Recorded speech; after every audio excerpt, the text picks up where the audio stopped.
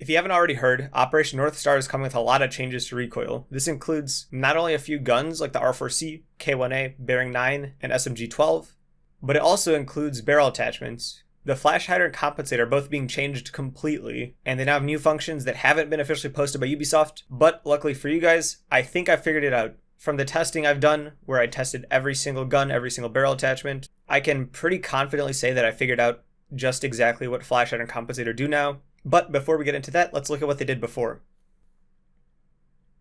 So previously, the posted data was that flash hider would reduce first shot recoil by 37.5%, recentric time by 30%, and decrease the size of the recoil diamond by 5%. Essentially, flash hider was designed to be used in short bursts, not long sprays. This is where compensator came into play. The old compensator did not reduce vertical recoil. Instead, it solely focused on reducing horizontal recoil, which effectively reduced that diamond by about 18%. So at its most basic, guns used in short bursts would be best with flash hider, and guns with longer bursts, which then had higher recoil horizontally, would use compensator. So in an effort to make an updated barrel attachment guide for Operation North Star, I crunched all the numbers, and from what I can tell, I've discovered the function of both flash and compensator. So overall, flash hider appears to reduce vertical recoil by 19%. This ranges a little bit from gun to gun, but it's pretty consistent. So you can say it's roughly a 20% decrease in vertical recoil. So this reduction pretty much just squishes down the entire spray pattern. It's not as much that it reduces the size of a diamond, but rather condenses the vertical spread of the weapon by about 20%. To put this in more practical terms that you can more easily understand, if you were to take a gun with no barrel and spray 20 bullets, that vertical recoil would be almost identical to that same gun running flash hider spraying 25 bullets. This is a significant change, and honestly, I think that flash hider is one of the strongest barrels for any gun now, but let's not discount compensator entirely, because compensator's new function, as far as I can tell, will now reduce total horizontal recoil by about 24%.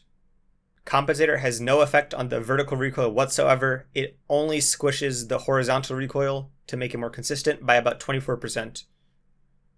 So, because I don't expect anyone to just blindly believe what I say, I'm going to explain my methodology and how I kind of found this information out. So, as with my last videos, I took all the recoil affecting barrel attachments, so this means flash hider, compensator, muzzle brake, and I tested each of these configurations by standing 5 meters away from a wall. So I try to keep this as consistent as possible so that, distances don't affect the spread of the gun unfairly.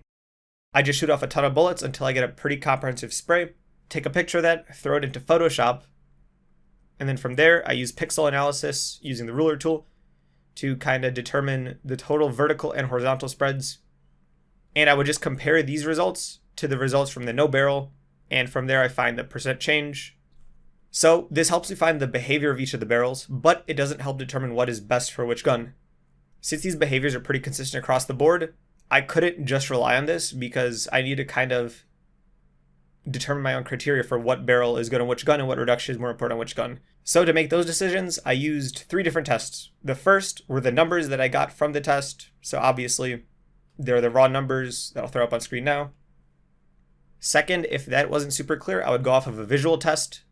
And then third, I would do a more practical test where I just wanted to tee it with that barrel, and I would just spray off a few mags to make sure it feels good to confirm that it works.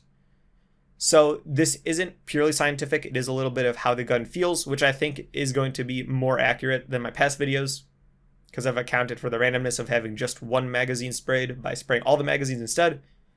So these results I'm about to read off are the most comprehensive and consistent I could come up with. And I'd just like to say that these are suggestions at the end of the day, so if you disagree with something, feel free to change it. This isn't a hard and set rule. You don't have to use these attachments. But for those of you who don't really know where to start, this is a very good starting point. If you haven't already done so, make sure you subscribe. It only takes 2 seconds to do, and it lets me know that you guys are finding my videos helpful. Alright, moving on to the actual recommendations. Starting off with the L85A2 for Sludge and Thatcher, I'm going to recommend flash hider. For the SMG-11, I know this is pretty controversial, but I'm going to have to say compensator. Just visually, there's no reason you should ever run flash hider. The reduction that compensator provides is just too much for me to even suggest you should run flash hider. Next, moving on to Thatcher and Flores' AR-33. Flash hider is going to be your best barrel. On Ash's R4C, flash hider is again going to be the best option. On the G36C, flash hider again. On Thermite's 556XI, compensator is going to be the best option. For Twitch's F2, just looking visually, flash hider is very obviously the best option. On the AK-12, flash hider is again the best option. IQ's AUG A2 and 552 Commander are both best with flash hider. The G8A1 is best with compensator. Buck's C8 SFW is best with muzzle brake. For Blackbeard's Mark 17 CQB, flash hider. For Capitau's Para 308, flash hider.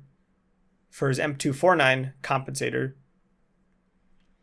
For Habana's Type 89, and for the Bearing 9 for both Habana and Echo, flash hider is the best option.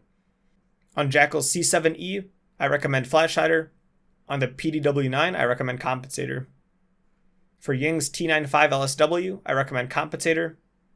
Zophia's LMGE, I actually recommend muzzle brake. And on her M762, flash hider. For Lion's V308, compensator. For Finca's Spear 308, flash hider. For Maverick's M4, flash hider. Nomad's AK-74M, compensator. ARX, flash hider.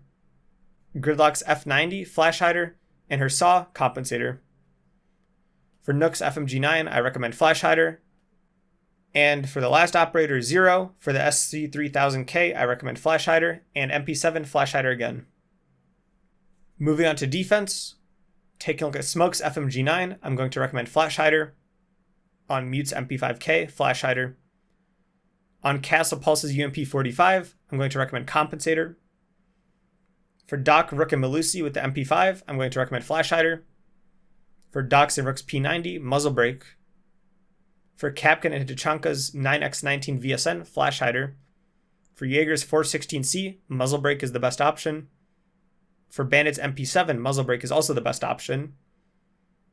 On Valkyrie's MPX, flash hider is the best option.